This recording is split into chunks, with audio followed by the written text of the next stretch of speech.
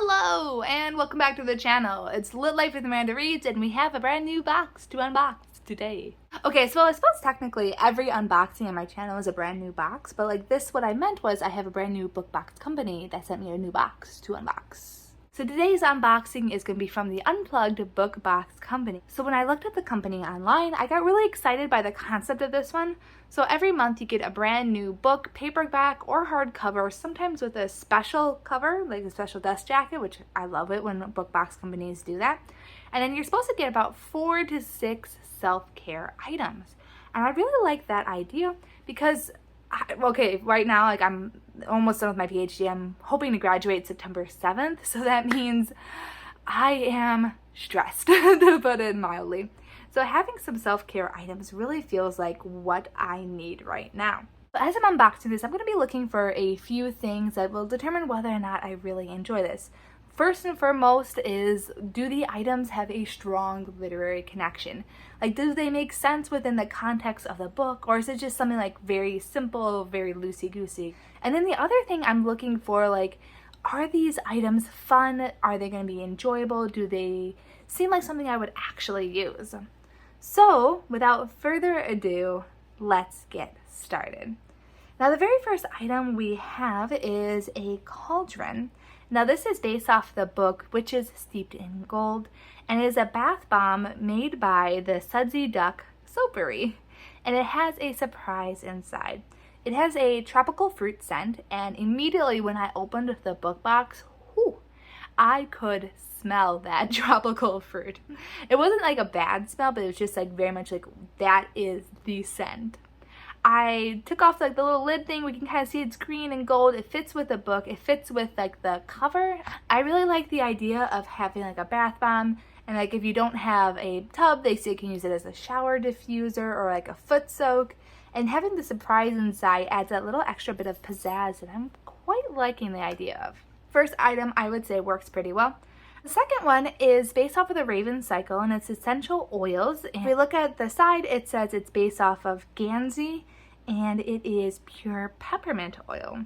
And it also comes with a diffuser.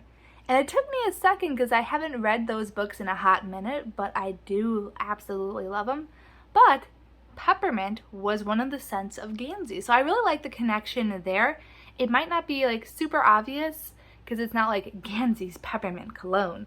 But at the same time, like the connection is there and I quite like it. So the next one we have is the Unplugged book box pin. And this is a Percy Jackson themed pin designed by Sophia'S World. You can tell immediately that this is Percy Jackson. We have the trident, we have the lightning, we have the helmet. I couldn't think of the word for a second.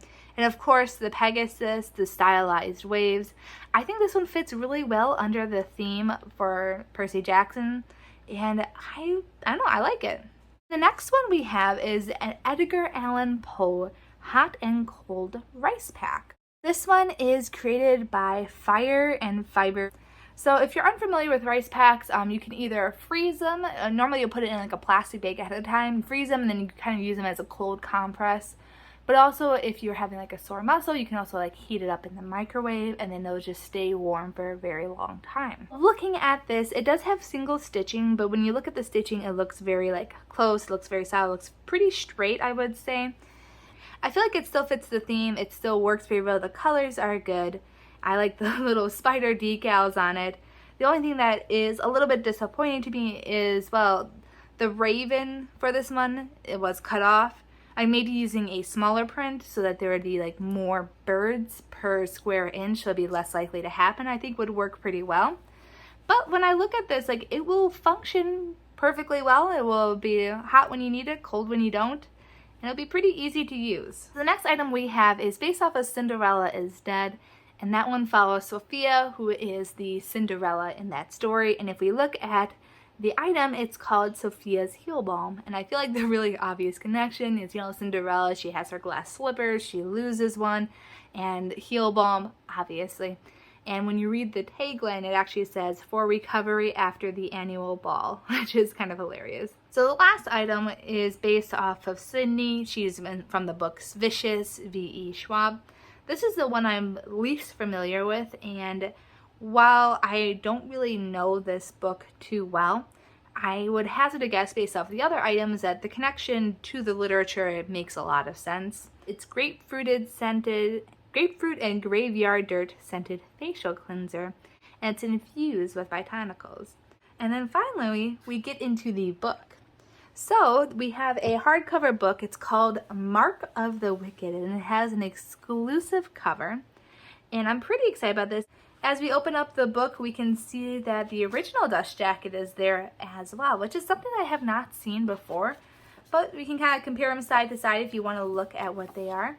So this one focuses on the tagline, "Magic always leaves its mark." I'm so excited for this book.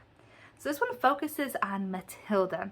And Matilda has always been told that, yes, she has magic, but she cannot use it to her advantage. Like, she needs to use it only when absolutely necessary. However, she doesn't want to. I mean, she has this magic. She wants to use it for like whatever she wants, like becoming popular or doing fun things. Eventually, unsurprisingly, she gets caught by one of the normal people. But the twist is that he already kind of knew about her magic and he's really interested in it. So the two of them start to become friends, but now weird things are happening around them, like animals being killed, markings being carved into their bodies, a young girl disappears. And everyone thinks it's the irresponsible Matilda using her magic willy-nilly. However, she knows that she's not the one doing this. But that leaves the question, who is? So this book, just based off of the description, I am like loving it. I love the concept. I cannot wait to read this. I unfortunately probably don't have time to read it until like I finish this darn PhD. But once I finish it, this is probably the first book I read. This one just sounds like so up my alley. There we go. That's the unboxing. Thank you so much for watching and happy reading. Bye-bye.